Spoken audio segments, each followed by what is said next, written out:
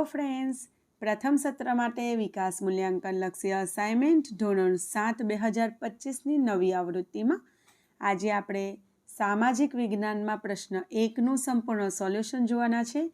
તે પહેલાં ફ્રેન્ડ્સ, જો તમે આપણી ચેનલ પર નવા હોય, હજુ સુધી આપણી ચેનલને તમે સબસ્ક્રાઈબ ના કરી હોય તો આવા ઉપયોગી વિડીયો મેળવવા માટે જરૂરથી ચેનલને સબસ્ક્રાઈબ કરજો. તમને આપણી ચેનલ પર બધા જ વિષયનું સોલ્યુશન મળી રહેશે. તો ચાલો આપણે સોલ્યુશન જોઈ લઈએ. તો પહેલો પ્રશ્ન છે, એમાં નીચેના દરેક પ્રશ્નના ઉત્તર માટે આપેલા વિકલ્પોમાંથી સાચો વિકલ્પ શોધીને લખવાનો છે. પ્રકરણ 1માંથી ટોટલ 8 માર્ક્સમાં પૂછાનાર છે. એમાં પ્રકરણ 1 પહેલું, ઉત્તર ભારતમાં કયા રાજાના અવસાન બાદ નાના નાના રાજ્યો સ્વતંત્ર થયા? જવાબ આવશે હર્ષવર્ધનના. બીજું, માળવાના પરમાર વંશના શાસકોમાં નીચેનામાંથી કોનો સમાવેશ થતો નથી? જવાબ આવશે કુમારપાળ. આગળ,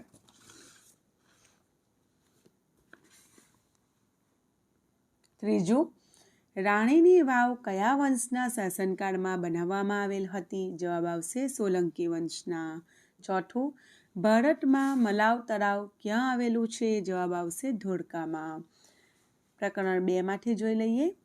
પહેલું, પ્રાચીન કાળથી જ કયું શહેર ભારતીય રાજનીતિના કેન્દ્રમાં રહ્યું છે? તો દિલ્હી. બીજું, દિલ્હી સલ્તનતના ચેલગાન એટલે કે ચારગાનની સ્થાપના કોણે કરી હતી? જવાબ આવશે ઇલ્તુત્મિશે. ત્રીજું, વિજયનગર સામ્રાજ્યની સ્થાપના કોણે કરી હતી? જવાબ આવશે બી. ચોથું, દિલ્હીના કયા શાસકની યોજના તરંગી યોજના તરીકે ઓળખાય છે? જવાબ આવશે સી. આગળ, પ્રકરણ 3માંથી જોઈ લઈએ. પહેલું, કયો મુગલ બાદશાહ મહાન ચિત્રકાર હતો? સી જવાબ આવશે. બીજું, મેવાડનો કયો રાજા અકબરની સામે મેદાને પડ્યો હતો? ડી જવાબ આવશે. ત્રીજું, છત્રપતિ શિવાજીનો જન્મ કયા કિલ્લામાં થયો હતો? ડી જવાબ આવશે. ચોથું, અકબરના દરબારમાં નવરત્નોમાં મહાન શાસ્ત્રીય ગાયક કોણ હતું? તો સી જવાબ આવશે તાનસેન. આગળ, પ્રકરણ 4, એમાં પહેલું, મોઢેરાના સૂર્ય મંદિરનું પ્રવેશ દ્વાર કઈ દિશામાં છે? તો બી જવાબ આવશે. બીજું, મુંબઈ એલિફન્ટાની ગુફા તાંજોર સામે ખાલી જગ્યા આપેલી છે એમાં એ જવાબ આવશે. ત્રીજું, ગુજરાતમાં જૈનોનું મહાન તીર્થધામ કયું છે? તો બી જવાબ આવશે. ચોથું, પાટણ શહેર કયા પ્રકારની સાડી માટે પ્રખ્યાત હતું? તો બી જવાબ આવશે. પ્રકરણ 10માંથી જોઈ લઈએ. પહેલું, ભૂગર્ભને શું કહે છે? તો ડી જવાબ આવશે. બીજું, બેસાલ્ટ કયા પ્રકારનો ખડક છે? તો ડી જવાબ આવશે.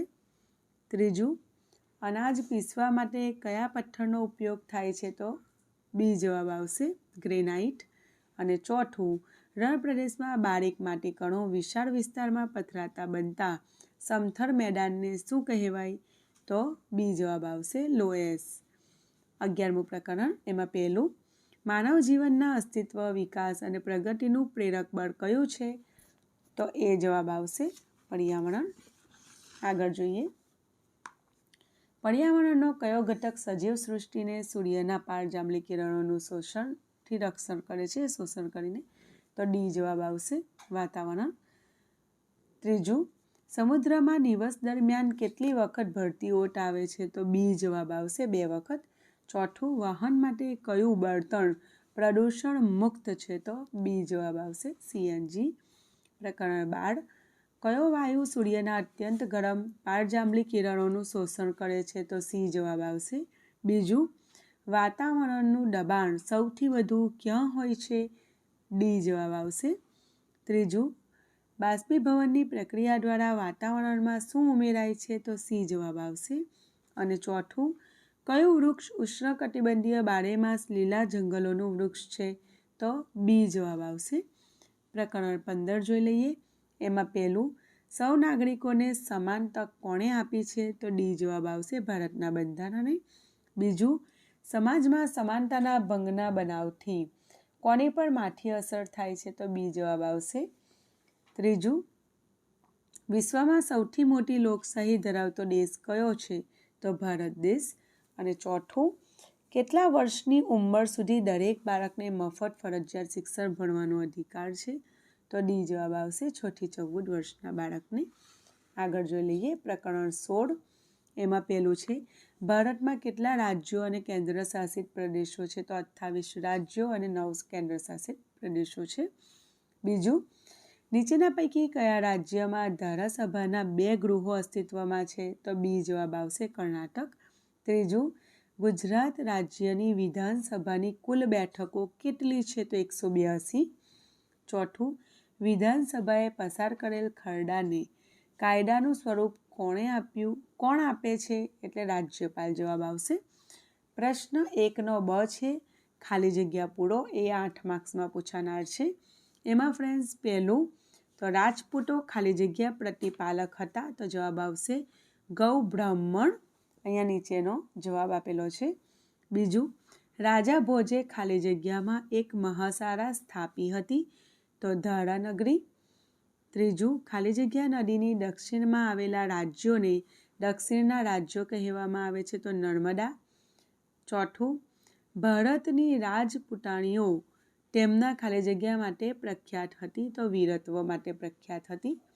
પ્રકરણ 2માં જોઈ લઈએ. પહેલું, ખાલી જગ્યાએ દિલ્હીમાં સલ્તનતની સત્તાનો પાયો નાખ્યો. જવાબ આવશે શિહાબુદ્દીન ગોરી. અહીંયા નીચે આન્સર્સ આપેલા છે. બીજું, દિલ્હી સલ્તનતનો અંતિમ શાસક ખાલી જગ્યા હતો, તો ઇબ્રાહિમ લોદી. ત્રીજું, શ્રીનગર ખાલી જગ્યાએ વસાવ્યું હતું, તો અલાઉદ્દીન ખલજી. ચોથું, ભારતના ઇતિહાસમાં કૃષ્ણદેવરાય ખાલી જગ્યાના નામે ઓળખાય છે, તો આંધ્રના ભોજના નામે ઓળખાય છે. પ્રકરણ 3માંથી પહેલું તો શેરશાહે ખાલી જગ્યાના યુદ્ધમાં હુમાયુને હરાવ્યો હતો, તો કનોજ. બીજું, જહાંગીર પછી ખાલી જગ્યા દિલ્હીનો બાદશાહ બન્યો હતો, તો શાહજહાં. એવો જવાબ આવશે. આગળ જોઈ લઈએ ત્રીજી ખાલી જગ્યા. તો ઈસવીસન 1674માં શિવાજીનો રાજ્યાભિષેક ખાલી જગ્યામાં થયો હતો, તો રાજગઢ અથવા રાયગઢ. આગળ, ખાલી જગ્યા દુનિયાની અજાયબી ગણાય છે, તો તાજમહાલ. અહીંયા એના આન્સર્સ આપેલા છે. પ્રકરણ 4, તો એમાં પહેલી ખાલી જગ્યામાં જવાબ આવશે નરસિંહ વર્મન પ્રથમ. બીજી ખાલી જગ્યામાં જવાબ આવશે સોમનાથ. ત્રીજી ખાલી જગ્યામાં પાળિયા અને ચોથી ખાલી જગ્યામાં તરણેતર. ત્યારબાદ પ્રકરણ 10, એમાં પહેલી ખાલી જગ્યામાં જવાબ આવશે ભૂકવચ. બીજીમાં બાહ્ય, ત્રીજીમાં સર્પાકાર અને ચોથીમાં ઉદ્ગમ. એવો જવાબ આવશે. પ્રકરણ 11, એમાં પહેલી ખાલી જગ્યામાં મૃદાવરણ, બીજીમાં સાંસ્કૃતિક, ત્રીજીમાં મોટી અને ચોથીમાં ઠંડા. એવો જવાબ આવશે. પ્રકરણ 12, એમાં પહેલીમાં રેડિયો તરંગોનું પરાવર્તન ખાલી જગ્યા વર્ણનને આભારી છે, તો આપના આવરણને આઈના આવરણને આભારી છે. બરાબર. ખાલી જગ્યા એટલે ટૂંકા સમયગાળાની વાતાવરણની સરેરાશ પરિસ્થિતિ, તો જવાબ આવશે હવામાન. પર્વત અને ખીણની લહેરોએ ખાલી જગ્યા પવનો છે, તો સ્થાનિક પવનો છે. એવો જવાબ આવશે. આગળ ચોથું, તો પશ્ચિમનો બકરી ખાલી જગ્યામાં જોવા મળે છે, તો એમાં જવાબ આવશે કાશ્મીર. પ્રકરણ 15માંથી જોઈ લઈએ.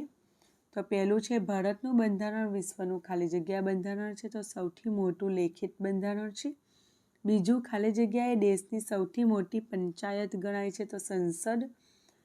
ત્રીજામાં જવાબ આવશે બાળ મજૂરી અને ચોથી ખાલી જગ્યામાં જવાબ આવશે લોકોનું, લોકો વડે અને લોકો માટે ચાલતું શાસનતંત્ર એટલે લોકશાહી.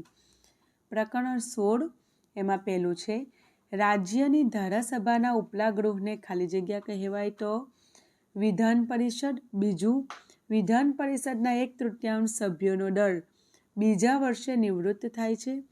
ત્રીજી ખાલી જગ્યામાં રાજ્યપાલ અને ચોથી ખાલી જગ્યા રાજ્યના મંત્રીમંડળને રાજકીય કારોબારી કહેવામાં આવે છે.